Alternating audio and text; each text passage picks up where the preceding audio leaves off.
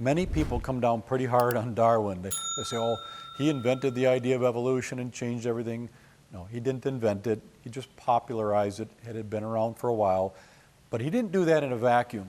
He didn't wake up one day planning to play tennis, but it was raining, and so he said, oh, I guess I'll write the origin of species. Things were going on prior to that. We'll start out with James Hutton. James Hutton is considered the father of modern geology, and this is what he said. The past history of our globe must be explained by what can be seen to be happening now. No powers are to be employed that are not natural to the globe, no action to be admitted except those of which we know the principle. This became known as something we call uniformitarianism. When you try to explain the physical feature of the earth, you can only refer to things we see happening today. Wind and rain and a little bit of erosion, nothing supernatural, nothing catastrophic. This was a philosophical decision to do that. It wasn't a scientific conclusion. The year Hutton died, Charles Lyell was born. He was a lawyer, then later became a geologist. He piggybacked on Hutton's work, and he wrote a 3-volume series of Principles of Geology. And he admitted his goal in writing these 3 books was to free the science from Moses. What does that mean? Well, Moses talked all about creation and the flood. He said, we need to get away from that in science and just look at these natural principles happening over millions and millions of years. You know what's interesting about that, Jay, is that he's admitting that at least until the middle of the 19th century or so, science did affirm Genesis, did affirm Moses, did affirm the flood, did affirm creation, and his job was to move it away. So, not that long ago, science was saying, yeah, there was a God, there was a flood, and it sounds like, at least from what we see, that he was pretty successful in reaching his goal so far. Right. Yeah, science was birthed out of the Christian community. It owes its origins to Christianity.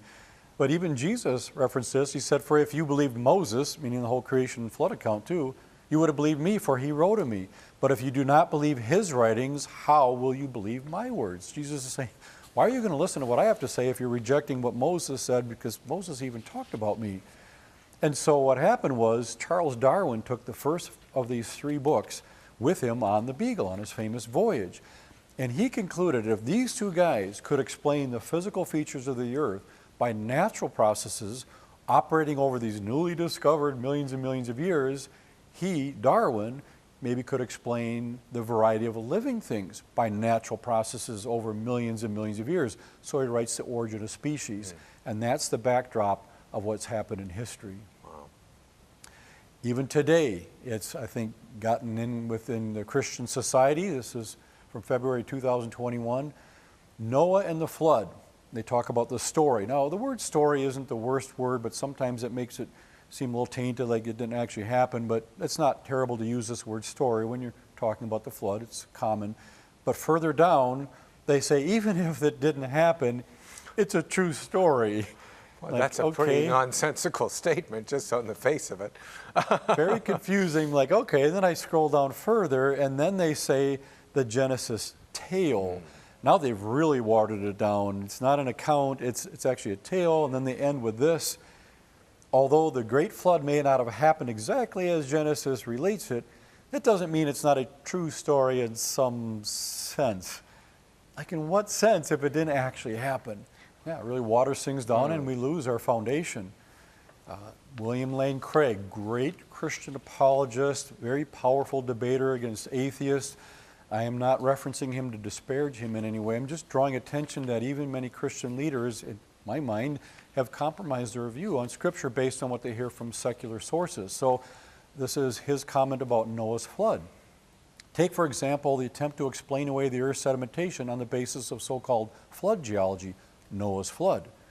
The idea that there ever was a worldwide flood that destroyed all terrestrial life on Earth and laid down the Earth's sediments is a fantasy. Wow. I was really sad when I read that because I respect him in many ways of his approach to defending Christianity, but I think here's an example where I believe that he's compromising his view on Scripture based on what he believes about secular geology.